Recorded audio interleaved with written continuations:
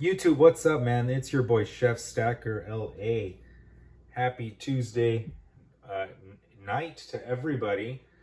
Um, Happy to be back in LA. I just got back from a vacation to Mexico, the homeland.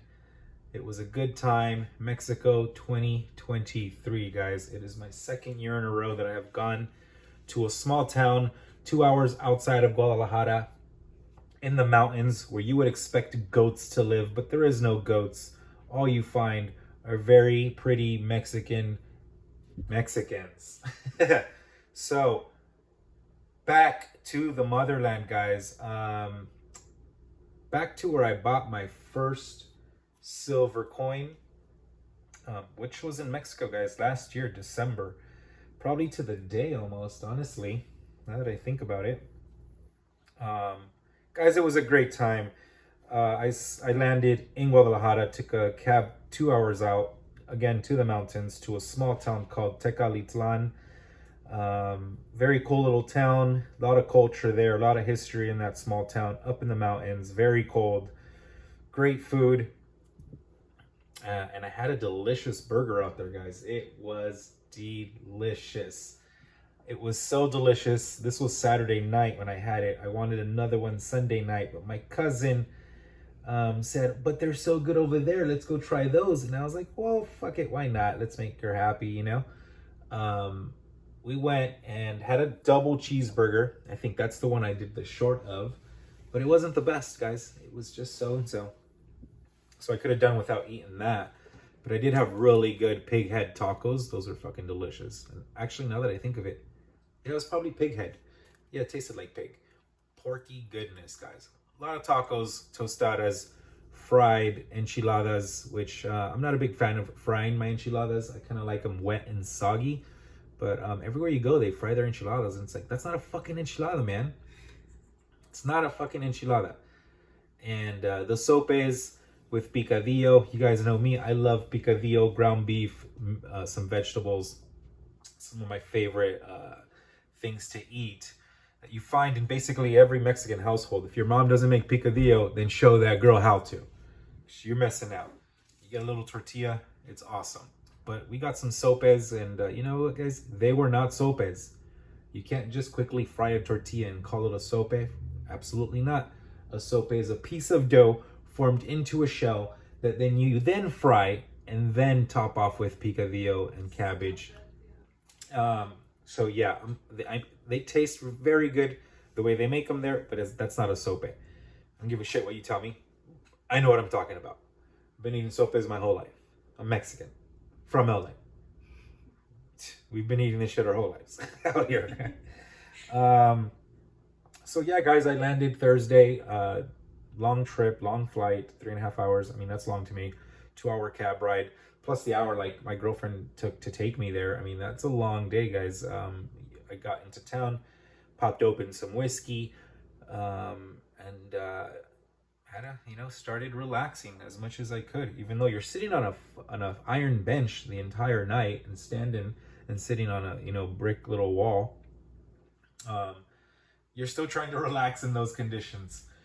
Definitely the whiskey was helping me relax because sitting around that shit is exhausting. And there's only so much you can do. You can't just walk outside the little town because you might get kidnapped and gutted for your kidneys and your heart and shit like that. So you always got to be careful, guys.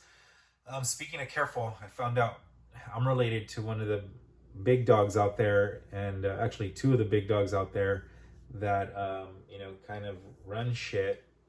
And that was pretty awesome. I met them. It was the second time I met them. And their families, so that was pretty cool. I guess you can say your boy Chef Stacker LA is fucking connected. Oh yeah. No, I'm just kidding, guys. Fake story. Saturday, so yeah, I was in that town. Saturday for Thursday, Friday. Saturday we went to another town, Ciudad Guzman. Ciudad Guzman is where my uncle and aunt live, and some cousins, and that's where I found this store here. And this is the store I bought my first silver coin last year, guys, okay? This place is a small little currency exchange, but they do have Silver. They do sell silver. And funny thing is, last year they did not have a display out. This year they had a full-on display. They had on the left, they had American pre-64. They had some old dollars. They had $2 bills that they thought were worth more than the $2 bills that they were. I was like, no, they're not key dates or anything. And they wanted like 10 bucks a pop for them. I thought that was funny. I go, bitch, I'll bring you some of these. And you know, you want to pay me $4 a pop? I'll bring you fucking 100 of them. You know what I mean? But anyways, they had a really nice display, guys. Kilo Libertad, 2-ounce Libertads, 1-ounce Libertads. They had the old school onzas, some Hidalgos, some shit like this. So Saturday, guys, I bought this coin. Very beautiful coin. This is 72%, guys. 2.5 grams, 5 peso, 1953. Look at the eagle there. The eagle is a beautiful piece. Estados Unidos Mexicanos. This is a beautiful coin, guys. Bicentennial. The airport is actually named after this guy. So this guy must have been a big chingon. He must have, you know, had all the tortas chasing after him. There's another right there. So I bought that coin, and that was it. I bought one coin Saturday with the idea of gifting it to somebody in the community. I'm sure y'all can guess who it is. If not, I'll tell y'all who it is later. But anyways, I did buy that coin. And I wanted to exchange a $100 bill, guys. So the current exchange rate right now was 16 pesos and 70 cents. 1670. Cents aren't their coinage, it's all pesos, right? But 1670. And for $1. So if I gave them $100, guys, I would get 1,670 pesos in return. Last year, my $100 bill would have reached me 1,900 pesos in return. In some places, it would have gotten you 19.4. So our dollar has lost a good amount of purchasing power in Mexico. I would say, what was that number? If it was 19 to 17, I mean, it lost.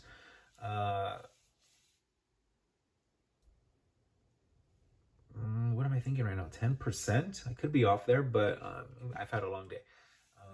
It's lost a 10, 12% of its purchasing power, guys, in comparison to the peso. So this means the peso is stronger, the dollar is weaker. So I was like, you know what? I'll pass on exchanging a $100 bill for 1,670 pesos.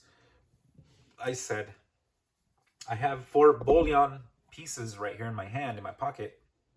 I pulled them out and showed them to the clerk. And I said, what would you pay for these? And the clerk grabbed the coins, asked me, first of all, actually, to take them out of the capsule, which was tough because they were really good capsules. Once I got them out the capsules, gave them to her, and it was a young woman helping me. And she's like, oh, for these coins, we'll pay $29 an ounce. And I said, what? Cha-ching. I mean, guys, these are coins I paid $25, $6, maybe $7 an ounce for. So to get $29 an ounce, I'm winning 2, 3, you know, what, $2, $3, maybe even $4, depending on the coin. So I said, okay, so what would you exchange, what would you give me in return pesos for this bullion? And they said, we'll give you 2,000 pesos. In my opinion, guys, and the way I see things, an ounce of silver to me is worth 25 US dollars, plain and simple. So if I had a $100 bill and I have 4 ounces of bullion, to me, that's the exact same thing. If I paid $1 or $2 over because of the premium, that's the premium. And at this point, when it comes to a moment like this, I give a crap about the premium. To me, like I said, an ounce of silver is $25 until it's not, right? Until it's like 30 or 40. But if it's 23 to 25 to 26 range in spot, to me, it's a $25 coin. So for me to exchange 4 $25 ounces of bullion for 2,000 pesos, in addition, as opposed to exchanging a $100 bill that would have netted me 1,760 pesos, it was a no freaking brainer. I wanted more money in my hand, and I got more money in my hand, and that was a great fucking time, and it was a cool learning experience to know that I can buy, let's say I can return tomorrow with 100 buffaloes that I can buy right now at, let's say, $24. I could go out there right now and sell them for $29. I would make $5 a coin like that. That would pay for my flight.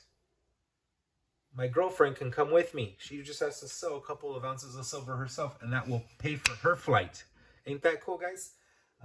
So that was something cool. Very, very, I learned a lot from that, and it was also very fun. So let's see here. That shop was cool, man. It had a 1 kilo Libertad that they wanted $2,000 for, guys. The premium on that is super high, considering a kilo bar from Atmex right now is like 1800 and 1810, 1815, 1820, right? Give or take a couple of dollars. So $2,000 for a 1 kilo bar is a ripoff. Onzas were $44. Libertads were $44. I did buy a Libertad there on my way back, which is that beautiful piece. I returned back Monday, guys, and I bought another Hidalgo because I'm gifting one. I wanted the other for myself. I was like, I can't just gift this coin. It's so beautiful. So I was like, I'm jealous of the guy who's going to receive the gift. I had to buy one for myself just so I can have one and feel good. Like, yeah, I still have one. I mean, it's fucking beautiful. I overpaid for this coin and this one and possibly this one, guys. But you know what? They are old. They have some age to them. They have a history to them. So they're worth more than numismatic value, in my opinion. So I'll pay for a piece like that to have in my collection. Anyways, guys, let's wrap this up. I had a great time. It was awesome hanging out with my family, checking, recognizing the culture of the place, and all that. But more importantly, I just really enjoyed that I also came back with some cool pieces like this and some history and stories to tell. My uncle gave me these bills, and look at that. They're very cool, very beautiful. They are from Mexico. It's a 1 peso, 10 peso. And actually, I was going to slow down this video, but no, I still got some shit to talk about, guys. So hang in there with me. We're still going through.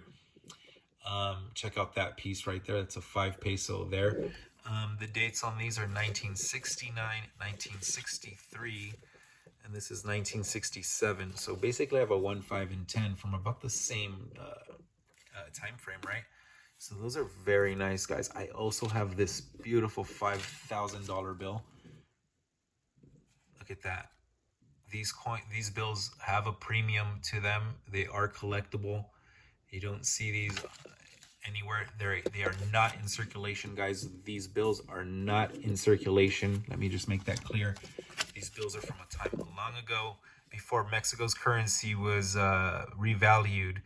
And the last time it was revalued was in the 90s, and it basically took 10 from your purchasing power. So if you had 5,000 pesos, you now had 500, and that 500 would look like this.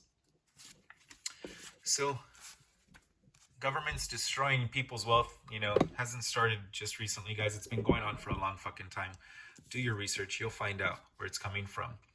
But last story of the night, guys. I did buy some sterling silver today, guys, in South LA. I turned around and sold it to my refiner, to my smelter in Los Angeles, and made a profit of $471, guys. And the information is right there for you to look at. Look at that. So 3 kilos.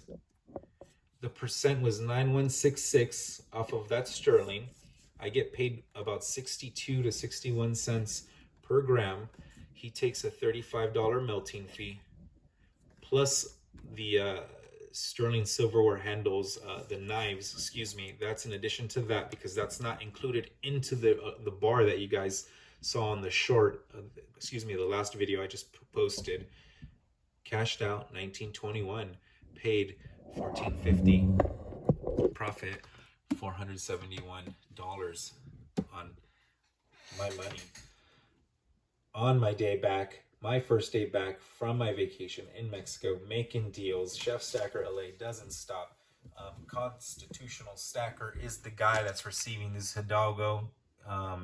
Constitutional Stacker, Merry Christmas, my boy. This shit's going your way. And guys, the sterling silver money that I made today was using the nickel stacking method, the nickel method. So if you guys don't know who my Shidoshi is, go out there, like and subscribe, nickel stacking, and leave comments and tell them the chef sent you. Guys, Chef Starker LA, I'm out.